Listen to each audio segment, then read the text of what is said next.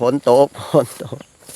บ่ได้กู้เข้าพี่น้องโอ้ยตัดเข้าเมื่อวานนี่มักหลายๆนึกพี่น้องคอยโดยจังหัวฝนตกมากู้เข้าก็บ่ได้เจ็ดจังไดบาทนี่บ่สิแล้วอยู่บ่เบิ่งก็ใช้เบิ่งอันเข้าค่อยนี่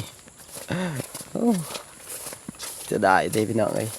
ข้อยก็คิดว่าฝนสิบ่ตกสุดท้ายตัดเข้าแล้วฝนก็ตกพี่น้องนี่เบิ่งอันนี้สิเป็นเข้าข้อยบ่ทันได้ตัดพี่น้องอยู่วางนี้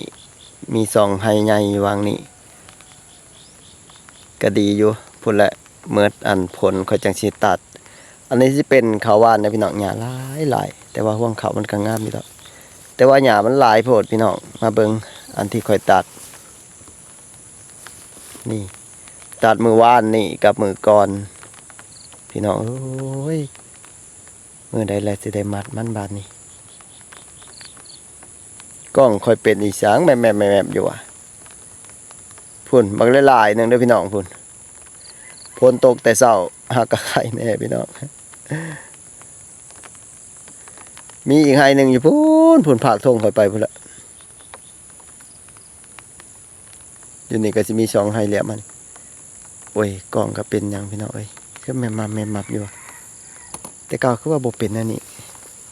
โทรศัพท์เป็นอันนั้นพี่น้องตัดคลิปไว้แล้วเรียบร้อยว่าสิมาลงคลิปพี่น้องโทรศัพท์มื้อเช้านี้มันเป็นอีหยังวะมันเป็นอันมันเข้าอันเปิดแล้วมันอันเปิดก็บ่ได้ปิดก็บ่ได้พี่น้องมันขึ้นมาจากแม่โตยังมีโตภาษาแดงจึงครึงอยู่วันนี้ข่อยก็ไปหาสร้างแล้วพอดีสร้างเพิ่นว่าล้างเครื่องใหม่เพิ่นว่าโอ้ยพี่น้องเอ้ยตัดคลิปไว้2คลิป3คลิปบ่ได้ลงหายไปหมดจะแม่นคักทุกอย่างที่อยู่ในโทรศัพท์ข่อยหายไปจนหมดเกลี้ยงพี่น้องอันนี้จะเป็นขาวดำเลยพี่น้องเอ้ยอันนี้จะเป็นขาวดำพี่น้องดำ2ไห้พุ่นละโอ้ไปฮอดพุ่นถ้าว่ามันอันนั้นก็เป็นหมาก็ได้หลายเติบได้พี่น้องนี่ต่างกันเด้อกับขาวหวานเบิ่งอันหญ้านี่นะพี่น้องหน้าข่อยนี่หน้าผู้ใดก็เป็นคือกันบ่น้ำอันนี้นะโอ้ยโพดโพพี่น้องเอ้ย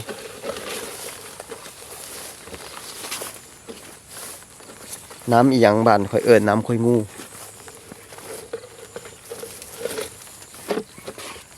หนูกันหลายๆพี่น้องเมื่อกี้นี่ได้หนูตัวนึงแต่ว่าบ่ได้ถ่ายพี่น้องเอ้ยหมาไล่มันไปถึงแห้วพุ่นไปก็บ่ได้เว้ยปลาหนามเด้พี่น้องอันนี้นะ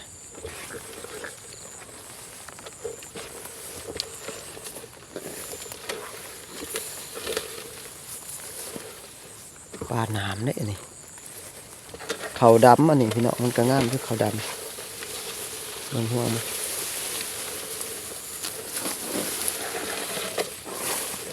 ให้นี่แหละหนูมีแต่ห้อยหนูมากินพี่น้องแต่ว่าเขาใส่บวกมันก็บ่ค่อยถึกยากได้หนูก็ได้บ่แม่นมันสิถึกง่ายๆพุ่นลมมาแล้วแท้นะ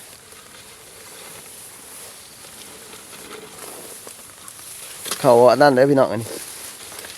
ท่าชะโนด11ย่ำใดแล้วสิแล้วน้ำมูบาทนี่พี่น้องอันปีแล้วนี่ค่อยใส่เขาดอกก็ว่าฝนตกห้ำว่าปีนี้บ่อยากให้ฝนตกห้ำเขาดอกก็บ่ใส่มาใส่เขาอีหยังเขากลางพับมีทองหอยหนูแทนมาใส่เขากลางพี่น้องครับเขากลางก็ปกติมันก็หมดแล้วแหละปกติมันก็หมดผลแล้วแหละพี่น้องเอ้ยแต่ว่าปีนี้โพดอีหลีเลยฝนมันลมถิ่มมาแล้วแทนมันจะได้กินบ่พี่น้องลมถิ่มมาแล้ว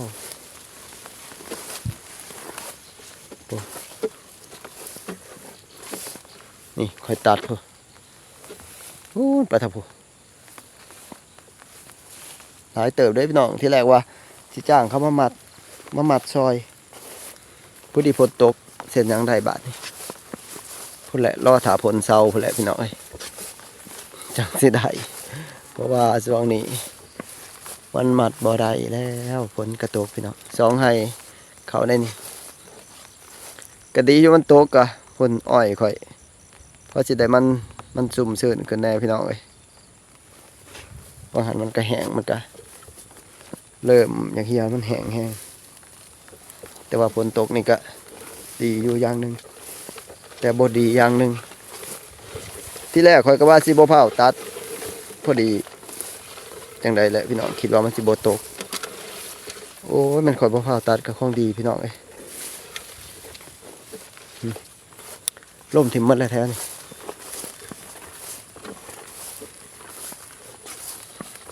ไม่มีแห้งคัก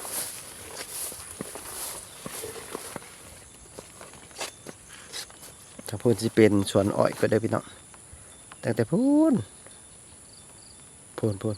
พาเมื่อนั้นสิเป็นน้ำเซพี่ต่อมาพี่พูนจะเหาะเทียงข่อยไปแหละสวนอ้อยพูนให้หนึ่งนี่พูนผากทงพูนเลี้ยวเห็นสีเหลืองสุกสำคัญเมื่อแล้วใครแต่มันโมสูงบันไดพี่น้องมันโมสูงแล้วก็ถามว่ามันสูงนี่ล่มถิ่มเมื่อได้นี่เห็นบ่แท้นี่มันสูงมันล่มน้ำนี่เขาที่ข่อยบ่ได้จักเม็ดก็ทราบว่าบ่ได้เลยพี่น้องนี่ให้นี่ผู้ที่ข่อยขันเกี่ยวข่อยสิผูกงอกินหมดทันทีนี่ให้เดียวนี่พี่น้องเขาวานเป็นนั่นนี่แหละพี่น้องเอ้ยเขาวานเขาเห็ดมักง่ายขันเขาดำมันก็งามปานนี่แล้วพี่น้องเหลือกินมาได้พี่น้องได้ขายอยู่ดอกพี่น้องเอ้ยงามจัง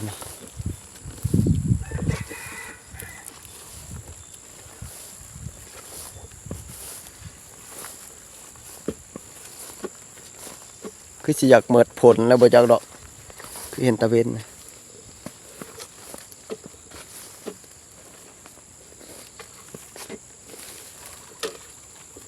แถวนี้ก็งามอยู่แต่ว่ามันเป็นอันนั้นได้พี่น้องข้าวปีนเป็นยังเป็นกระแพงตักแตน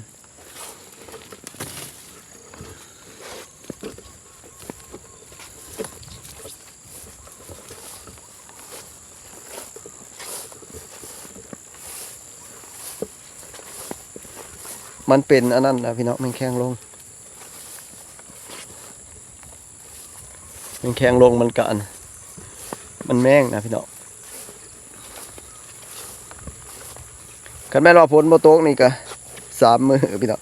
3 มื้อ4 มื้อนี่แหละคันย่างเฮิงก็ค่อยตัดก็แล้วแหละพี่น้องเอ้ยตัวหอยจนพอนอยู่นี่มากินปลาขอนมาขึ้นนี่